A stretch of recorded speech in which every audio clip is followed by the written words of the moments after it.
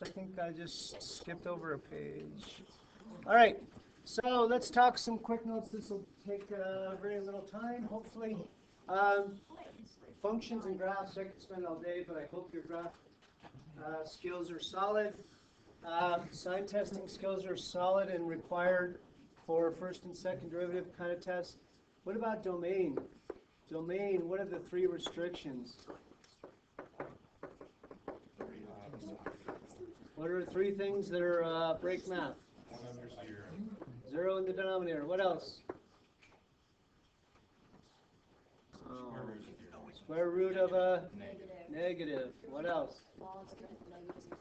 Not log of a 0 or a negative. All right. Those are domain restrictions. They're important when you're finding critical numbers or trying to find maxes and mins. Obviously, you shouldn't look at a place that's not in the domain. Okay, trig facts, graphing, equation solving. Trig facts, you're expected to know your trig at all the reference angles, know all 6 trig functions at every reference angle on the unit circle, yes. As far as even or odd, how do you prove even?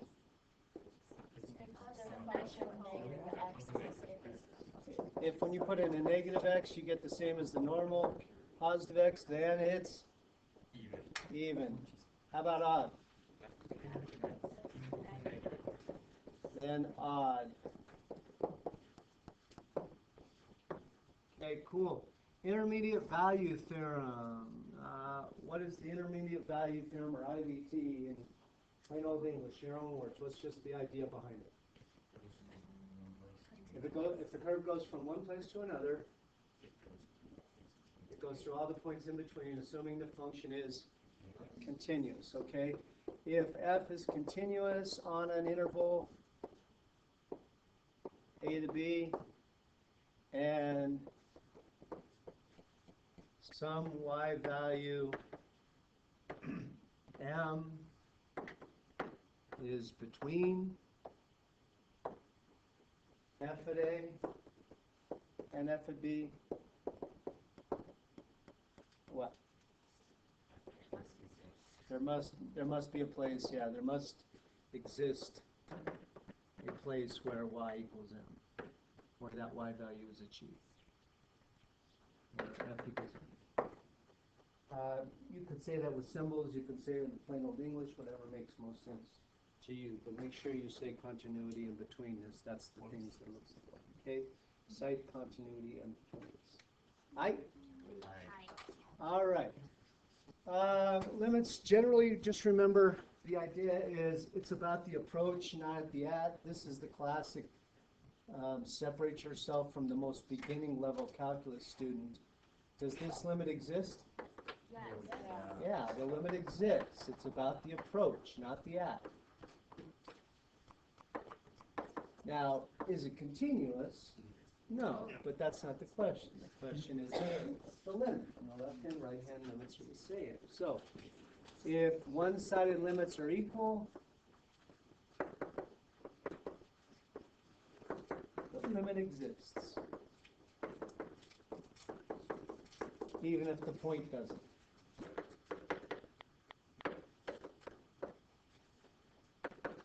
Right? Justify D&E by showing that the one-sided limits are non-existent or don't equal a finite number. Be able to do a limit from a graph, a table, or an equation. Using algebra to clean up a little bit before direct sub. 0 over 0 means do more. Also ask yourself, is it a definition of the derivative?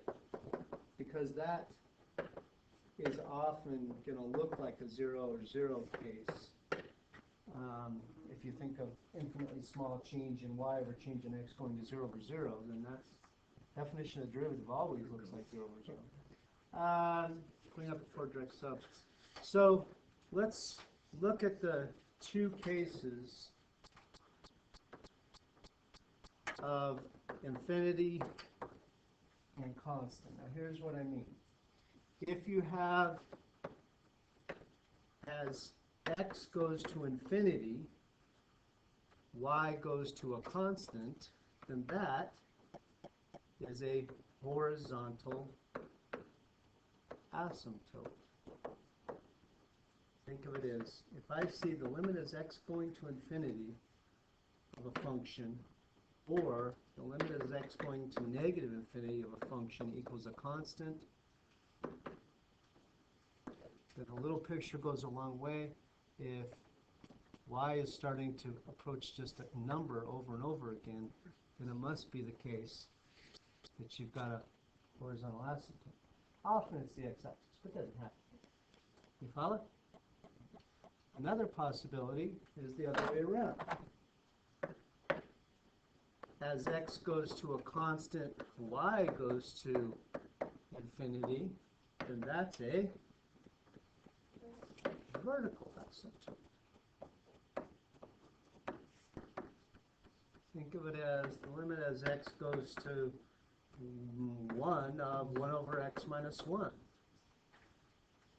That is plus or positive infinity on the right, negative infinity on the left, and that's because there is a vertical asymptote. Yeah? You follow me? Okay.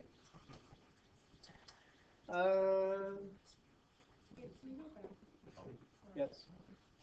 It's like I lost my ECC. It stands right there. What? Oh, I just couldn't see them. I didn't see you. You're the one who chose to sit behind me. Hi, are you? Isn't there a continuity in here somewhere? I feel like I'm missing a slide. Or I guess it's at the top of the practice stroke. I just think I'm missing a slide here.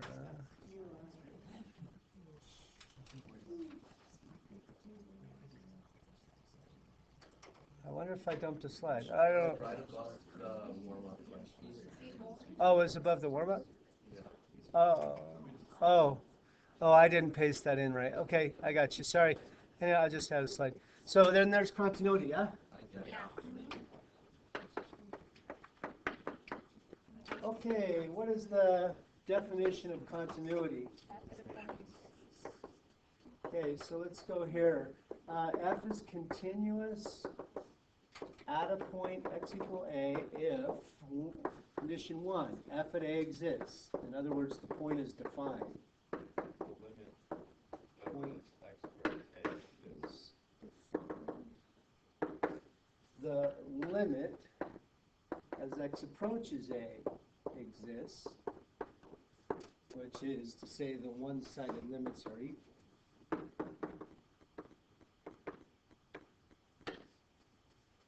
And last, yeah, f at a equals the limit as x goes to a.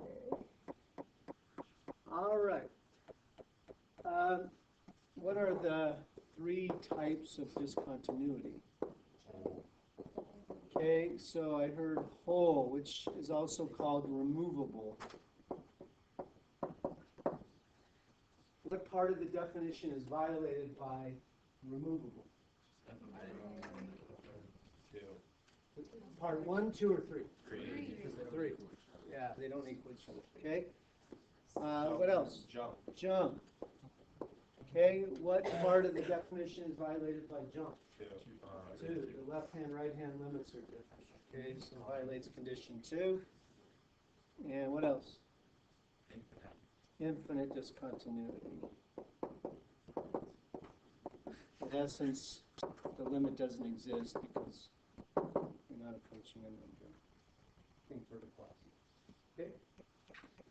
All right, that's really all the notes I had. I wanted to make today the last day so we have plenty of time for questions, so that's the idea now. Apparently I forgot to or didn't share the derivative key with you. I changed it this morning, so it should be there now. But your keys to review 1 and 2 are on the calendar.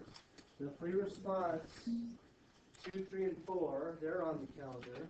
Unless I screwed something up. Today I will post the answers to free response 1 and this, the limit practice test is Wednesday. First thing, yeah? Eat a good breakfast, people. They did a study and they said, they tried people that ate good breakfast, people that ate sugary garbage breakfast, and people that ate no breakfast. What's the worst? No breakfast. No breakfast is worse than a sugary breakfast. Eat something, even if it's Cocoa Puffs, all right? Eat breakfast. Eat breakfast. What's the best breakfast? What? What do you What's make good calculus What are you going to make food? Harvard for breakfast? Gosh, there's a bakery up here on Jewel and Old Mifflin, Danish bakery. It's the best bakery in the city. You should have it. Oh, that was so good. That's like got a volcano Danish bakery. All right, go there. All right. Do you want to go over I'm going to go over multiple choice. I have the answers up, so I don't know if I can go through them again. Or you want to go to the free response? What do you want to go over? Sure, just throw out questions, whatever you want. So these are integration questions? Yeah. Okay, integration 7.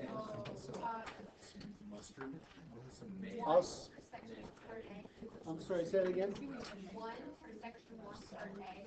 1 section 1 part A. Oh yeah. I just have so like number 10 on next to section 1 part A. Are we calculator for that? So I actually those directions I kind of pulled from all over the place, and some of these aren't even from the same review. So I would say generally if their numbers, if the multiple choices have a bunch of decimals in them, then use your calculator. Or if it feels like it's crazy not to use your calculator, use your calculator.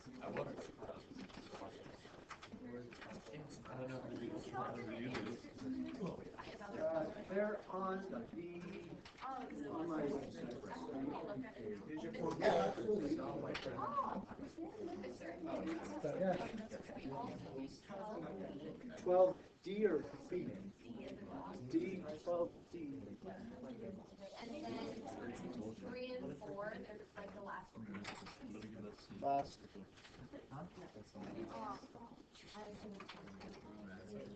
Gotcha. Okay, I'm with you. Here we go.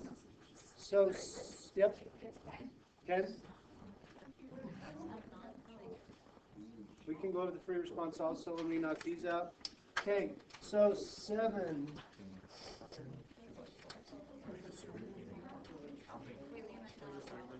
Yep.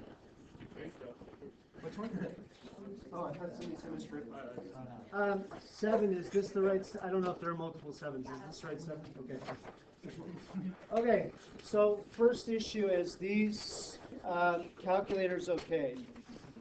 So if that was the issue, then use your calculator. Now, I'm glad you asked here because this to me is a huge part of calculus that I don't know if I made it clear, but I'm glad you're asking, so now I can make it clear. So I think you'll agree that big idea, you have the derivative and you want f, and they give you an initial condition. Now there are 2 approaches to this. Given the derivative initial condition, find f at a point. There are 2 approaches. One is an indefinite integral. You anti-differentiate. You get a plus c, and you use the initial to find the plus c, and then once your equation is complete, you can find f at whatever point, at the point they ask.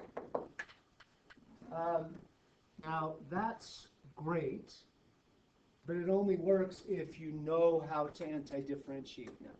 That, I can't integrate that. It's non-integrable. So you would have to instead go the other approach, a definite integral. Think of it like if I took the integral of f prime from a to b, it would be like f at a minus f at b minus f at a. So you could say f at an endpoint is like f at the starting point plus the change from A to B. Now that's useful if A, you have a calculator, or B, the problem is hideous, and I guess that would go hand in hand with having a calculator. Now this problem screams this stuff. I can't integrate it. I have a calculator. These decimal answers say go use your calculator. So let's say, all right, I want f at 5 and I know f at 1. So f at 5 is the question. And how do we get f at 5 knowing a starting point and a derivative? The change, yeah? From 0 to 5 or 1 to 5? Yeah, 1 to 5 of f prime. That's what I did in my calculator, and that's where I got my answer from. Does that make sense? Yes. Oh, so. Say again. Yeah. It's hard to read, but it doesn't have to be at 0. It can be any known point. I know I say initial condition, but that doesn't necessarily mean it's 0. You don't need to find f at 0 to do this. Okay. Section 1, Part A. Where is that? Oh, there it was. This guy here. Yeah, that one's fine. That one is, to me, a really good problem. If you really, this should tell me if you're an A student. I mean, if you can do this, then you know your stuff, because there's a lot of concept and a lot of technique to this question. So the first thing is pre-calculus. Can you graph this? E to the 3x is like E, but growing a little faster, yeah? Y equal E is a horizontal line. The exponential crosses at 1. Y equals E is about 2.7, so that's here. And then the y-axis. So with the 3 regions, I'm talking this region here. Follow? All right, so first check, did you identify the region correctly? Next decision to make is, all right, how shall I go about this? Shall I go x going this way, or y going this way? Now, x is one integral, y is one integral, so that's cool. If I integrate x, what kind of function am I going to be using? What's the function in x terms? E to the 3x. Can you integrate that? Yes, Yeah. okay. If I use y, then I'll have to put the function in y terms. What's the function in y terms? Can you integrate that? Oh, God, no. We cannot. So that's the assignment. You should be using x, not y. X. All right, so we're going to use x. Because I use x, I need to go from left to right in the bounds, and the rectangle heights are upper minus lower, and dx represents the base of those slices. All right, so let's go with the bounds. What's the left edge? 0. 0. All right, and the next problem that I run into is the right is kind of rough to find. I don't know what that is. 1/3. How'd you get that?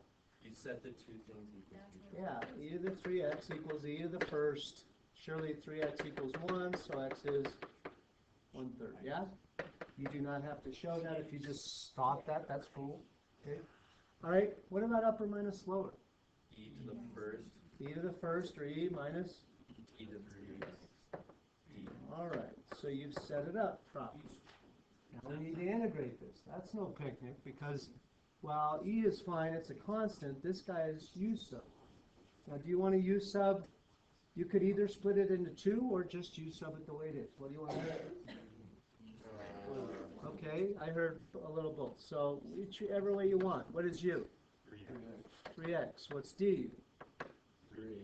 3 dx, so dx is du over 3, yeah?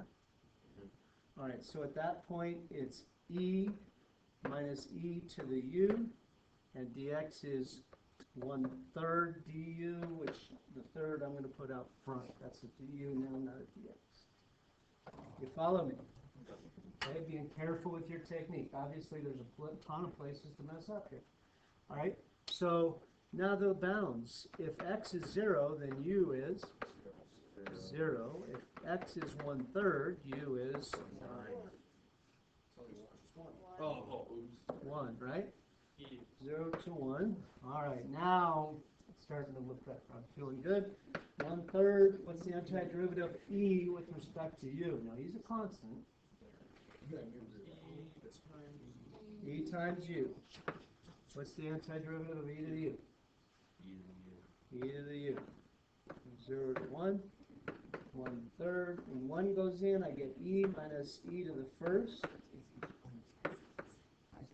When 0 goes in, I get 0 minus e to the 0. It's 1/3 of 0 plus 1. And so my area is 1/3. 1/3. Isn't zero there? Okay? That was a tough problem, yeah? Okay, now, in terms of test strategy, maybe time's of the essence here. This question, all the multiple choice are exactly the same points. So you look at this question, you know it's going to take time. Given that this question is the same as some simple limit question, are you going to do this first, or are you going to save it? So we'll get more about this into the AP, but might as well talk about it now. I personally would make 2 passes through when I do the multiple choice. I do one, do it in my sleep, crank it out. Do it in my sleep, crank it out. That's rough. I'll come back to that. Actually, 3 passes is what I generally recommend. First is the problems you know what to do and you can do it quickly, boom, crank them out, get them done. Second, the problems you know what to do, but they're a bit of a time eater, I do those second. And then the third is, I'm not sure what's going on here, I'm going to have to think through this and work my way through it. Those are the ones I do last, because that could take all day. That's up to you, but that's my personal philosophy. You don't want to leave some softy on the table, okay? You want to make sure you get the easy ones. All right. 12D, was that 12D I just did? Was that section 1 part of it? So 12D, yeah, yes. 12D, this one? Okay. All right, 12D.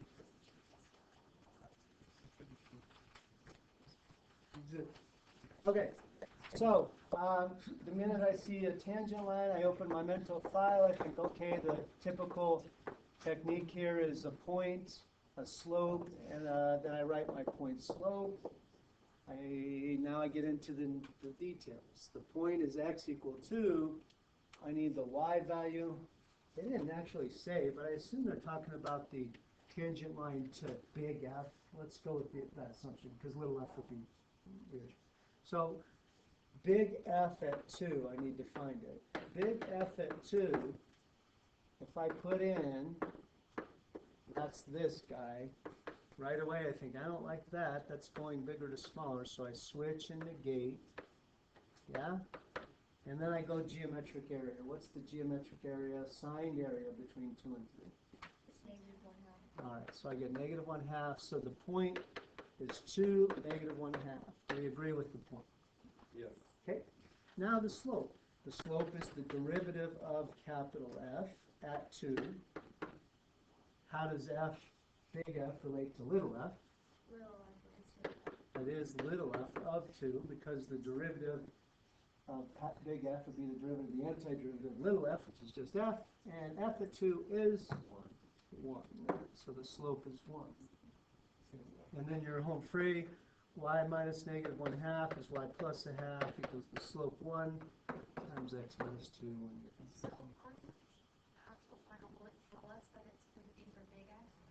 Yeah, that's a good question. There's some gray area in some of these questions, and that's because this is a test prep book I pulled from the AP exam. The standard is much higher. Those problems are. In 20 years, there's been one question, multiple choice, that was debatable, and they threw it out. But those questions, so to answer your question, it would be perfect. Those AP multiple choice questions are proposed by a field of people all over the country and debated for 3 months before they're put on the test. They're valuable. 3-4, which is, I believe, on the last page.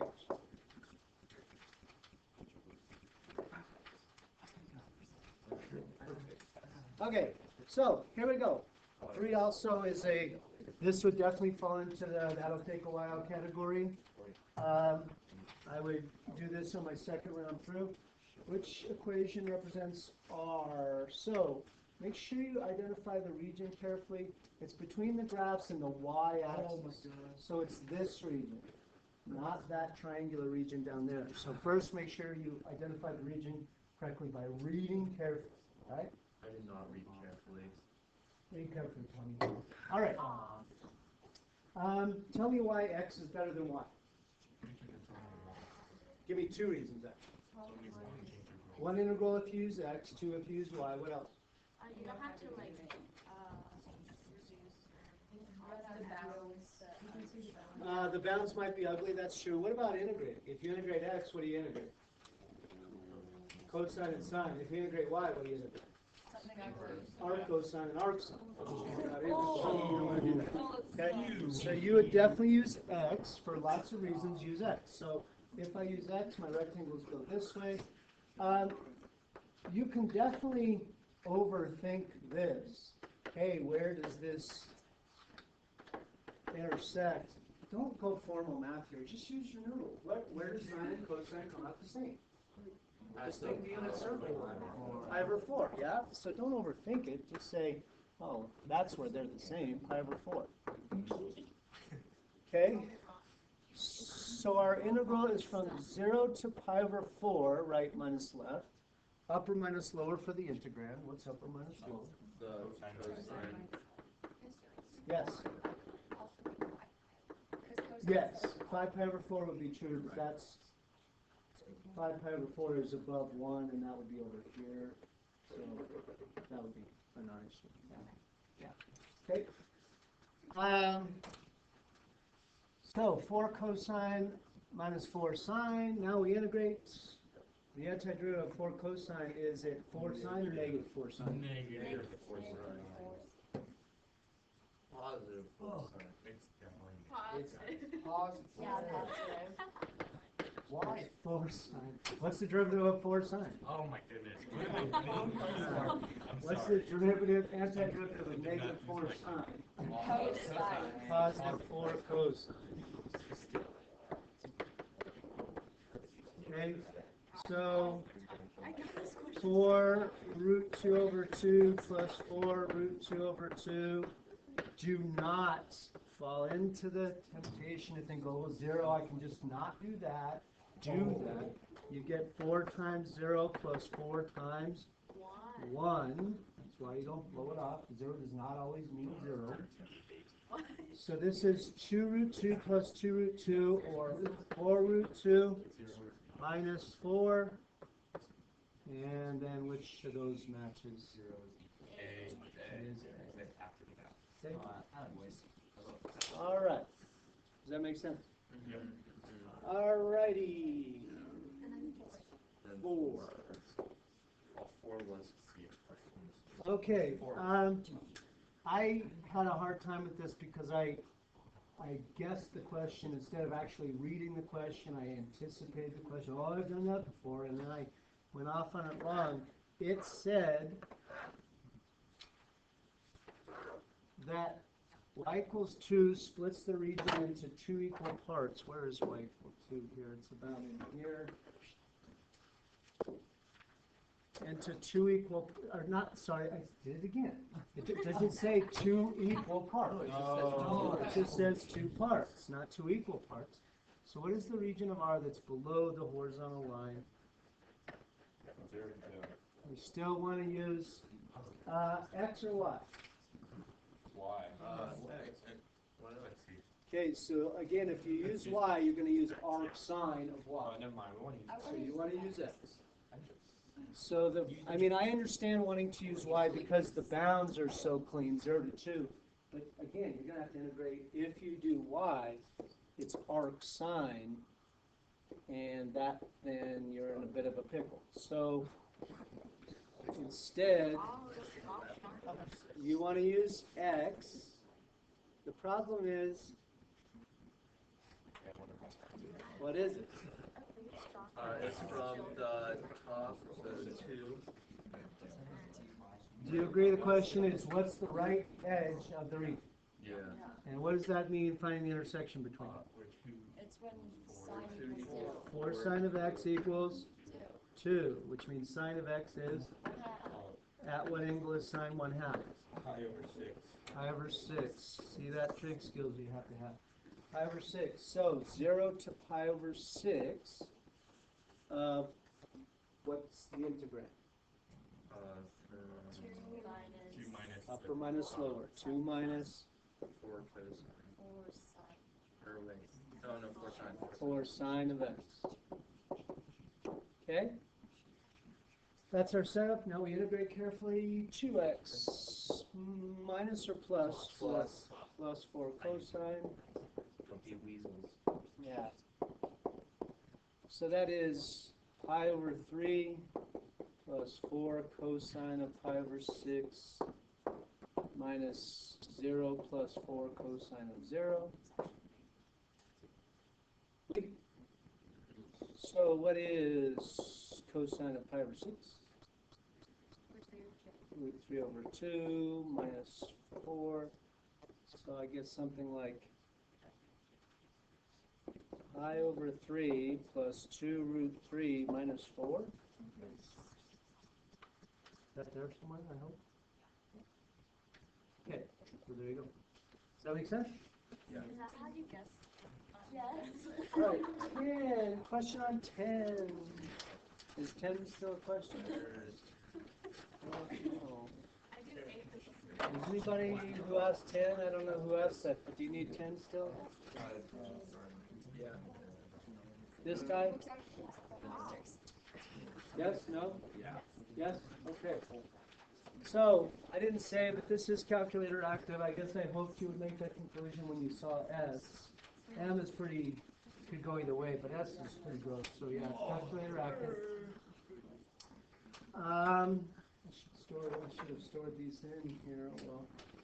Well, so you've got a rate in, rate out kind of thing. This is out. This is in. Big ideas. Starting amount is 40 inches. So I know the amount at any time would be the starting amount plus the change from 0 to t of S minus M, yay? That gives you amount at any time.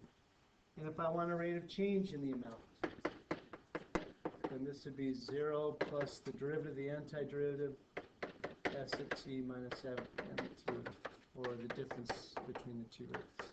All right, those are the big ideas in my mind, and now let's apply them. Are you ready? Yep. Okay, so question A does not say about how much snow total, it just says how much will melt during the 6-hour period. So, what do I do is M, there are two common approaches. People say, I'll just do M at 6, or they'll integrate M at, actually 3. I'll say, I'll just 2M at 6, I'll take a derivative of M at 6, or I'll take an integral of M at 6. Which makes sense given that M is a rate. An integral, okay? These are inches per hour. They're rates. And so to get amounts, we need to integrate. But we're not doing everything just M, yeah? So from 0 to 6 of M. Read. Whatever that is, the answer is on my list. Actually, I have it over there if you want. Okay? Does the amount of snow to begin with affect how much snow melts? No, so you would not use the initial condition there. Expression I, oh, they called it I. Sorry, I guess I should have read ahead a little bit. The total number of snow at any time t would be the start plus the change, okay? So that's already up there, but I'll write it again. The total amount is equal to the initial amount plus the change, and the change is from 0 to t of how much is added. Make sure you know which one's positive. Which one's positive, the S or the M? Yes. The S adds snow, and the M removes snow. And so there you go, preferably with putting the initial in, so 40. And that would answer the question. You follow? Alrighty. C, the rate of change of the total number of snow, total amount of snow. This is an expression for the amount of snow. How do you find the rate of change? Yeah, the derivative I prime or A prime. Derivative of the antiderivative is just S at t minus M at t. So at 3 then, you find the answer by just plugging in your calculator. No integration, no derivatives, just evaluating at 3 and taking the difference. You follow? Alright. That is it. Other questions on the integration or the free response? Would you like to go to free response? Yes. Yes. Okay, so I will just say this in terms of free response, big ideas. These are all pretty representative of big ideas of calculus. This is an in and out kind of thing. We just touched on that a little. This is a big idea of calculus. It has change. It has absolute value or absolute max. That's a good question.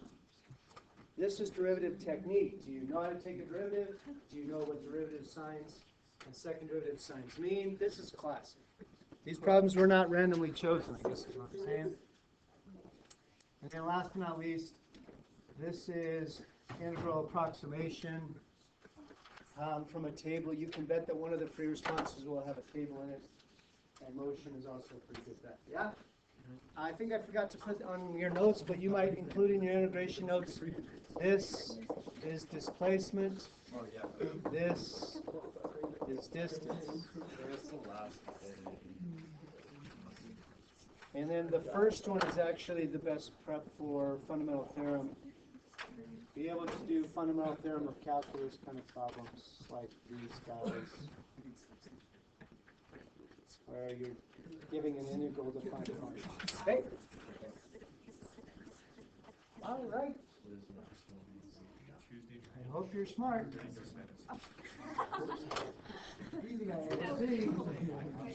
I did my work. There is calculator, no calculator. I don't know if they're half yet. Has anyone ever run out of time? Yes. Yes. I usually write my notes to myself, how many people were still looking at the bell.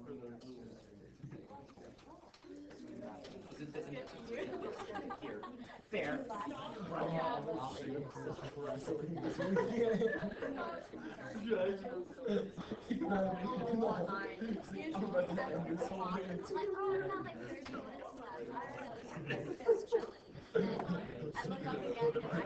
Oh, wait.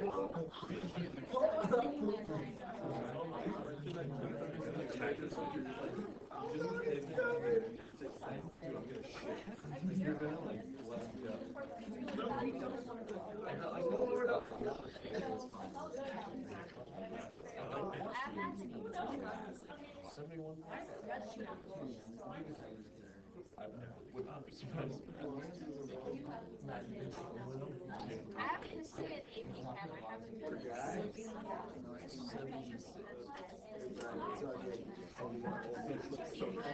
Still need to study on and I will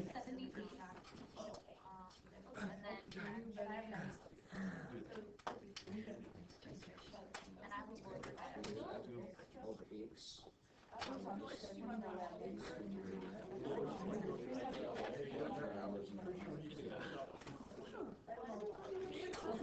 We're gonna check the bathroom.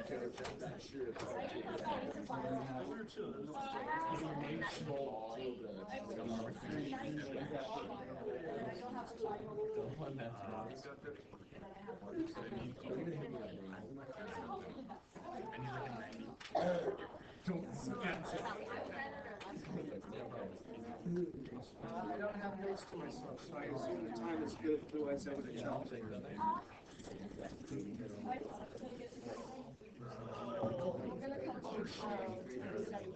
Are we? Are you?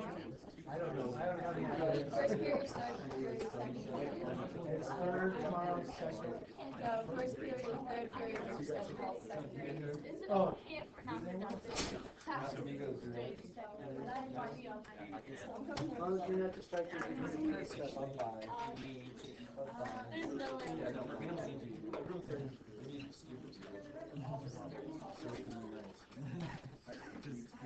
Probably gonna have to like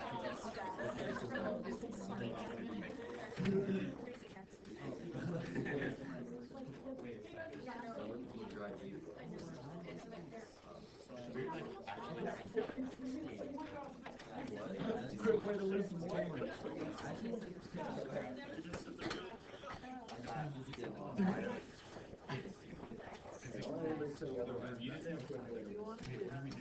Yeah, it is. Honestly, it is, dude. Trying to go down?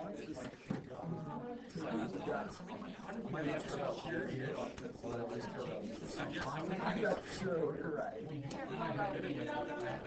No matter where it is, still a way to go. That's not. Right, yeah.